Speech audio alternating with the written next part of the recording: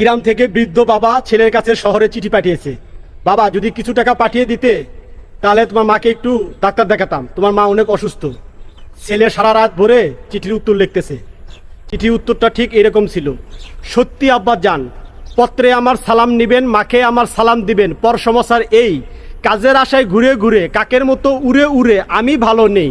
এলেপ তোমার ঢাকার বুকে মরছি এখন দুঃখে দুঃখে, চাকরি বাকরি নাই, নিয়ম মতো পেপার পড়ি, কত এপ্লেন গেশন করি, পাইয়া যদি যাই। কাছে দূরে চলতে গেলে পাওনাদারে দেখতে পেলে পয়সা আলারে ধর। এসব কথা আসলে কানে প্রেশার বারে, কলজা টানে, গায়ে ওঠে জ্বর। বোমবাস্টিং বাজার জ্বরে আজ কয়েকদিন আমার ঘরে, চুলা জ্বলে না, ম্যাচের ভাড়া অনেক বাকি, বুঝতে আসি জীবনটা কি, পেট তো চলে না। এমন দশায় কেমন করি উঠায় মাথার চুল, এতেই আমি শেষ করছি আপনার সে আদরের আব্দুল। আসলে চিঠির উত্তরটা কীরকম হয়েছে অবশ্যই কমেন্ট বক্সে জানাবেন। ধন্যবাদ সবাইকে।